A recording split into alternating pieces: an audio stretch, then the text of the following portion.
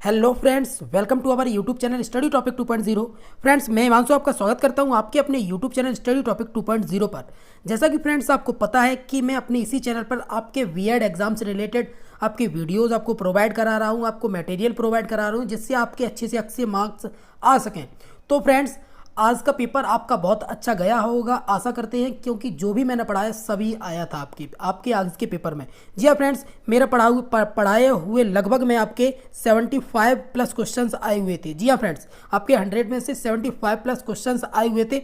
यदि आप हमारे स्टूडेंट हैं तब आपको पता होगा, अदरवाइज आप हमारे पुरानी वीडियोज़ देख सकते हैं। अगर आप चैनल पर नए हैं तो आप पुरानी वीडियोस देखिए और आप देख लीजिए कि कितना क्वेश्चन आए थे।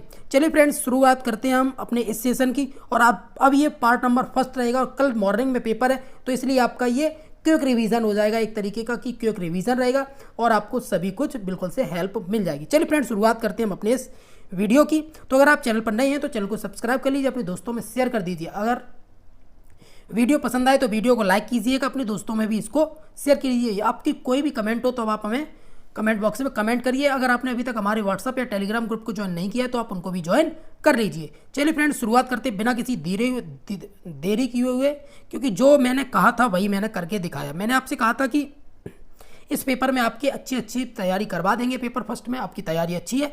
अब देखिए आप सेकंड पेपर में, तो सेकंड पेपर के लिए पहले से काफ़ी वीडियोज़ पड़े हुए हैं, आप उनको भी देख सकते हैं। चलिए फ्रेंड्स, शुरुआत कर देते हैं। तो फ्रेंड्स, हम आ गए हैं अपने सहभागी समूह व शिक्षक द्वारा शिक्षण दक्षता का आकलन व छात्र द्वारा स्व आकलन। ठीक है, assessment of teaching proficiency by teacher and peer group and self assessment by student. तो हम इसके क्वेश्चंस को सॉल्व कर लेते हैं। हर एक क्वेश्चंस पर थोड़ा बहुत डाउट क्लियर होगा तो आपके डाउट भी क्लियर करा देंगे, और साथ में आपकी जितने भी समझ से क्वेश्चन बनेंगे, क्योंकि इस पेपर में आपकी समझ भी डिपेंड करेगी। पहले से आपको चैनल पर काफ़ी वीडियोज़ मिल जाएंगी पेपर सेकेंड से रिलेटेड। अगर वो आपको नहीं मिलती है तो आप हमें मैसेज कर सकते हैं, हम आपको वो भी भेज देंगे, आप उनको देख लीजिएगा अच्छी तरीके से। ठीक है फ्रेंड्स, चलिए शुरुआत करते हैं। हमारा पहला पॉइंट है कि किसी भी व्यवसाय हेतु दक्षता प्राप्त करने के लिए किसका होना आवश्यक है।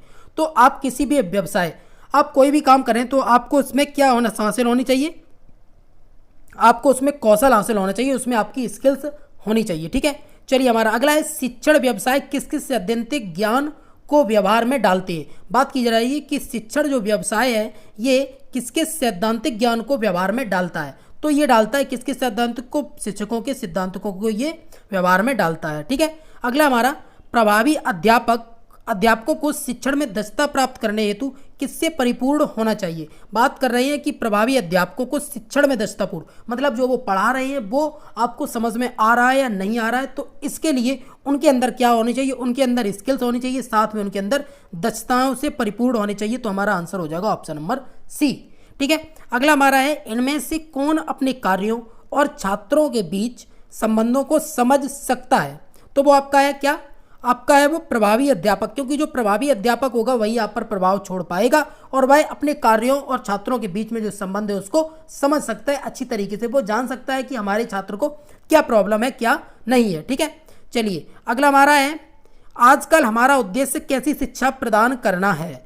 बात कर रहे हैं कि कैसी शिक्षा प्रदान करना है। तो आजकल का जो उद्देश्य है वो है हमारा, आजकल जो हम शिक्षा प्रदान कर रहे हैं वो हमारी जन शिक्षा है। ठीक है, जो लोगों के हितकारी है, लोगों के लिए। ठीक, अगला है हमें जिन अध्यापकों की ज़रूरत है उनको कैसे प्राप्त किया जा सकता है, क्योंकि हमें जैसे अध्यापक चाहिए वो आपको कैसे मिलेंगे, तो वो आपको मिलेंगे सही प्रशिक्षण से और सही शिक्षा से। ठीक है, सही प्रशिक्षण और सही शिक्षा से। तो आपका आंसर हो जाएगा ऑप्शन नंबर सी, ए और बी दोनों के दोनों। ठीक है, अगला हमारा शिक्षण व प्रशिक्षण में दक्षता किसके द्वारा प्राप्त की जा सकती है।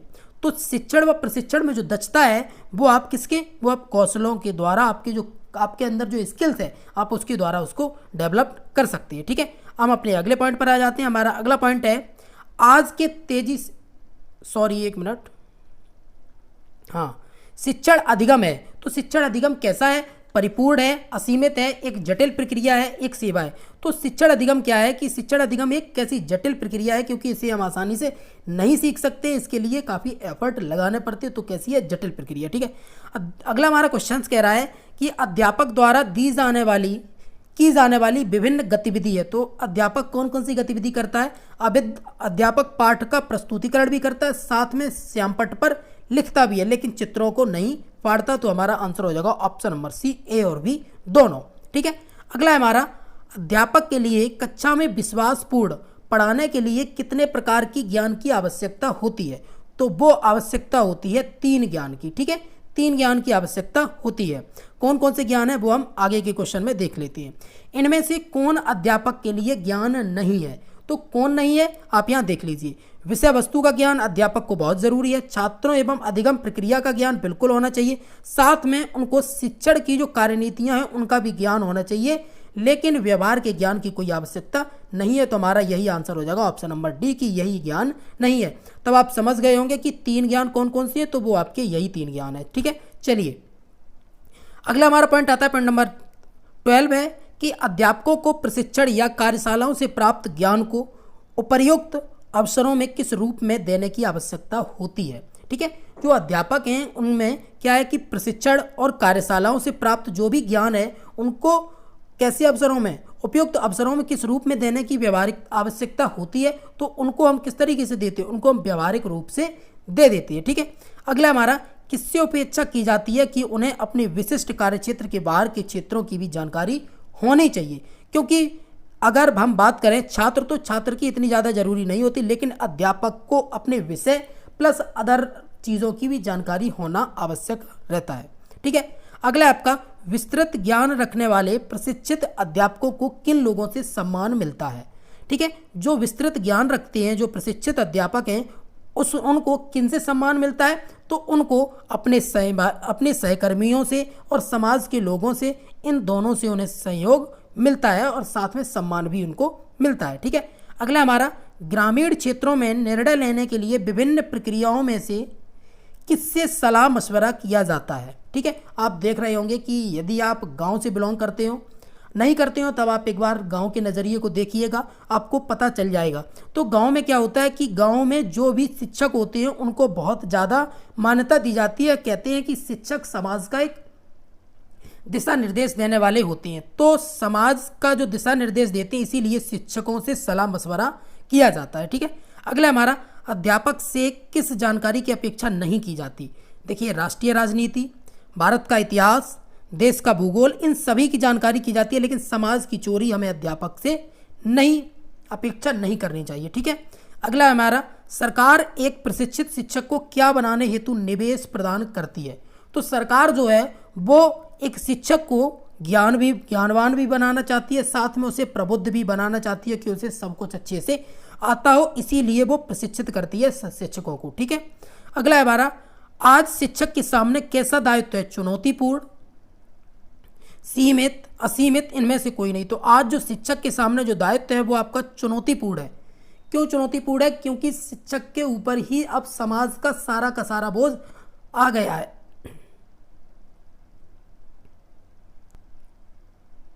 वही जैसा चाहेगा वैसे समाज का निर्माण कर सकता है। तो कैसा है? तो वो चुनौतीपूर्ण है, ठीक है। अगला हमारा, हमारी शिक्षा व्यवस्था की सबसे बड़ी कमजोरी क्या है? तो हमारी जो शिक्षा व्यवस्था है इसमें देखो, अव्यवस्था, अनुशासनहीनता, ये सभी है, अनदेखी भी है, लेकिन साथ में सबसे बड़ी कमजोरी है मूल्यांकन। अब मूल्यांकन को आप यहाँ उनके रिजल्ट से मत आंकिएगा। मूल्यांकन जो होता है वो मूल्यांकन उनका इस तरीके से हम पता लगा सकते हैं कि उनकी समय समय पर हम जांच करें, समय समय पर जानें कि उनमें आखिर में क्या कमी है, तो हम उनमें निखार लाएं, उनमें सुधार करें। तो इसकी सबसे बड़ी कमी हो गई है कि हम मूल्यांकन अपना अच्छे से नहीं कर पा रहे हैं, तो इसीलिए हमारी ये शिक्षा की सबसे बड़ी कमी है, ठीक है। अगला हमारा पॉइंट आता है कि आज के तेजी से बदलते युग में किस पर अत्यधिक भार है? तो सबसे ज़्यादा जो भार है वो शिक्षक पर है, ठीक है। अगला है हमारा, आज शिक्षक की प्रभाविकता के लिए किसको पर्याप्त नहीं माना जा रहा है? ठीक है, शिक्षक की प्रभाविकता के लिए किसको पर्याप्त नहीं माना जा रहा है? तो वो नहीं माना जा रहा है आपका किसको? शिक्षक और समाजीकरण। तो इन दोनों में से किसी को भी प्रभाविकता की नजरिए से नहीं देखा जा रहा है, ठीक है। अगला हमारा, पारंपरिक रूप से जिसे प्रभावी माना जाता रहा है, आज की परिस्थितियों में वह शायद प्रासंगिक, व्यवहारिक, समस्यात्मक या फिर निदानात्मक है। तो वो प्रासंगिक हो गए हैं। क्या हो गए हैं? तो वो प्रासंगिक हो गए हैं। अगला है, किसका दायित्व तो अंततः शिक्षक पर होता है? तो शिक्षकों पर क्या होता है कि सुधार का दायित्व, क्योंकि शिक्षक ही हमें सही गलत के रास्ते दिखाते हैं। साथ में विद्यालयों में जो परिवर्तन है ये भी शिक्षकों के अंदर ही आते हैं। तो हमारा आंसर हो जाएगा ऑप्शन नंबर सी। अगला है हमारा अध्यापक की शिक्षण दक्षता का मूल्यांकन होता है। तो अध्यापक की जो शिक्षण दक्षता है उसका मूल्यांकन आवश्यक और महत्वपूर्ण है। कैसा है? आवश्यक है और महत्वपूर्ण है। अगला हमारा अध्यापक के गुणों को समक्ष अध्यापकों द्वारा आंकना तथा क्रमबद्ध करना किसका अर्थ है? बात की जा रही है यह समाज अध्यापक के गुणों की। तो अध्यापक के गुणों की तो ये है आपका पीयर रेटिंग या फिर है आपकी समकक्षी मूल्यांकन। ठीक है, या फिर आपका क्या है? समकक्षी मूल्यांकन है। अगला हमारा कौन विद्यालय के लक्ष्यों, मूल्यों और समस्याओं से परिचित होता है? विद्यालयों में जो समस्याएं उनसे कौन परिचित होगा? तो उनसे परिचित होंगे आपके सहकर्मी अध्यापक। आपका आंसर हो जाएगा ऑप्शन नंबर ए। अगला हमारा कैसा अध्यापक विशिष्ट प्रतिपुष्टि दे सकता है? विषम विषय क्षेत्र का, समान विषय क्षेत्र का, या फिर आपसे पूछा जा रहा है स्थानीय जानकार, या फिर सही विषय का ज्ञाता। अगर हम बात करें इस तरीके से ही कि कैसा अध्यापक विशिष्ट प्रतिपुष्टि दे सकता है, मतलब हमें स्पेशल चीज़ें बता सकता है, तो वो बता सकता है आपका समान विषय क्षेत्र का। अगर कोई अध्यापक है, अगर वे ज्योग्राफी का है, भूगोल का है, तो उसको बस भूगोल के क्षेत्र में एक अच्छी नॉलेज होगी। आप कहें कि उसको गणित भी अच्छी आती होगी, तो ऐसा नहीं हो सकता। ठीक है, चलिए अगला हमारा किसके अभाव में अध्यापक अपने सहकर्मियों से सीख नहीं पाते? तो वो मूल्यांकन के अभाव में अपने सहकर्मियों से नहीं सीख पाते। तो फ्रेंड्स इस तरीके से हमने ये 28 क्वेश्चन हमने अपने अटेम्प्ट किए। अब हम चलते हैं अपने अगले टॉपिक पर। अगला टॉपिक हमारा केंद्रीय प्रवृत्ति की माप है। इनके भी कुछ क्वेश्चंस को हम सॉल्व कर लेते हैं, क्योंकि इससे आपका हर पेपर मीन्स प्रीवियस ईयर भी इससे 4 से 5 क्वेश्चन बने थे, और इस वर्ष भी आपके 4 से 5 क्वेश्चन बनने की उम्मीद है। तो पहला हमारा केंद्रीय प्रवृत्ति की माप को सामान्यतः कहा जाता है, तो उसको आपका औसत कहा जाता है। आंसर हो जाएगा ऑप्शन नंबर ए। ठीक है, अगला हमारा सांख्यिकी में औसत का अर्थ क्या है? तो सांख्यिकी में औसत का अर्थ है आपका केंद्रीय प्रवृत्ति की माप। ठीक है, अगला हमारा एक केंद्रीय प्रवृत्ति की माप वह विशिष्ट मूल्य है जिसमें चौं और अन्य संगठित होते हैं, जो 2 अंकों को 2 अर्धभागों में विभाजित करता है। ये कथन किसका है? तो ये आपका सिम्पसन एंड कोफका का। ठीक है, अगला हमारा किसने कहा है कि केंद्रीय प्रवृत्ति का वह मान जो कि सारे आंकड़ों का श्रेष्ठतम प्रतिनिधित्व करता है? तो वो है आपके रॉस महोदय कहते हैं इस बात को। ठीक है, अगला हमारा किसी आंकिक श्रृंखला के अंक अपने मूल रूप में निरर्थक रहते हैं, उनमें से कुछ अर्थ निकालने के लिए उनका औसत निकालना पड़ता है। तो इसमें ये बात सही है, ए और आर दोनों सही है, और आर एक ही सही व्याख्या करता है। ठीक है, चलिए अब आपका अगला है व्यक्तियों के निरीक्षण के लिए एक समूह के केंद्रीय मूल्य को इंगित करने वाला अंक एक औसत होता है। तो ये बात कही है किसने? गिलफोर्ड ने। ठीक है, अगला हमारा समअंकों का गुरुत्व केंद्र कहाँ होता है? तो जो सम अंक होते हैं उनका गुरुत्व केंद्र आपका मध्यमान होता है, जिसे हम मीन भी कहते हैं। अगला हमारा समस्त अंकों की प्रवृत्ति प्राय किसी केंद्रीय अंक या मूल्य के चारों ओर केंद्रित होने की होती है। इस प्रवृत्ति की माप को क्या कहा जाता है? तो इस प्रवृत्ति की माप को कहा जाता है केंद्रीय प्रवृत्ति की माप। आंसर हो जाएगा आपका ऑप्शन नंबर ए। अगला है आपका मनोविज्ञान में प्रयुक्त होने वाली केंद्रीय प्रवृत्ति की माप है। तो केंद्रीय प्रवृत्ति की आपकी औसतांक आपका मीडियन,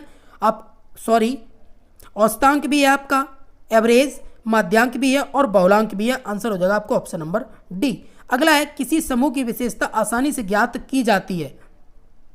तो किसी समूह की केंद्रीय प्रवृत्ति या माप से, बारंबारता से, दंडभुज से या संचयी बारंबारता से, तो वो ज्ञात की जाती है केंद्रीय प्रवृत्ति की माप से। ठीक है, केंद्रीय प्रवृत्ति या माप से। अगला हमारा पूर्ण सूचना उपलब्ध ना होने पर भी हम किससे कुछ निष्कर्ष निकाल सकते हैं, क्योंकि हमें कोई चीज़ पता नहीं रहती है तो हम वो निकाल सकते हैं अपनी केंद्रीय प्रवृत्ति की माप से। अगला हमारा किसने कहा है कि केंद्रीय प्रवृत्ति की दोहरी उपयोगिता है? क्वेश्चन नंबर 12 है, तो वो कह रहे हैं हमारे गैरेट साहब कह रहे हैं कि केंद्रीय प्रवृत्ति की दोहरी उपयोगिता है। ठीक है, अगला हमारा किसके बिना उच्च कोटि के सांख्यिकी अनुमान संभव नहीं है? तो वो आपके संभव जो है वो नहीं है, किससे? केंद्रीय प्रवृत्ति के माप के बिना वो संभव नहीं है। अगला है आपका उच्च सांख्यिकी गणना में सहायता मिलती है। तो उच्च सांख्यिकी गणना में जो सहायता मिलती है वो मिलती है केंद्रीय प्रवृत्ति की माप से। आंसर हो जाएगा ऑप्शन नंबर बी। अगला हमारा शिक्षकों में प्रयुक्त केंद्रीय प्रवृत्ति के माप हैं। तो शिक्षकों में जो प्रयुक्त केंद्रीय प्रवृत्ति की माप है वो औसतांक, मध्यांक, बहुलांक, ये सभी है। आंसर हो जाएगा ऑप्शन नंबर डी। ठीक है, अगला हमारा केंद्रीय प्रवृत्ति का अर्थ उस मान से है जो प्रतिनिधित्व करता है। किसका प्रतिनिधित्व करता है? तो वो करता है आपका प्राप्त आंकड़ों का। आंसर हो जाएगा ऑप्शन नंबर बी। अगला हमारा केंद्रीय प्रवृत्ति का सबसे शुद्ध मान है, बात शुद्ध मान की जा रही है, तो वो आपका मध्यमान है, जिसे हम मीन भी कहते हैं, माध्य भी कहते हैं। ठीक है, अगला है मध्यमान का मुख्य दोष क्या है, तो दोष इसका यह है कि इसकी गणना में अधिक समय लगता है। क्यों लगता है? क्योंकि हमें सबसे पहले दी गई संख्याओं को जोड़ना पड़ता है, फिर हमें उसकी संख्या से वहां डिवाइड करना होता है। ठीक है, चलिए अगला हमारा मध्यमान की अपेक्षा कम शुद्ध होता है, तो मध्यमान की अपेक्षा जो आपका कम शुद्ध होता है वो आपका होता है मध्यांक, जिसे हम मीडियन भी कहते हैं। अगला हमारा किसकी गणना करने में मध्यमान की अपेक्षा कम समय लगता है, तो वो है आपका मध्यांक। मध्यांक जो है इससे मध्यमान से कम समय लगता है। ठीक है, अगला हमारा आंकड़ों को दो बराबर भागों में कौन बांटता है, तो आंकड़ों को दो बराबर भागों में जो बांटता है वो आपका जो कहलाता है वो आपका मध्यांक। ठीक है, मध्यांक। अगला है आपका 10, 10, 13, 12, 10 का मध्यमान एवं बहुलक क्या है, तो देखिए इसमें आपका जो मध्यमान है वो आपका 11 निकलेगा।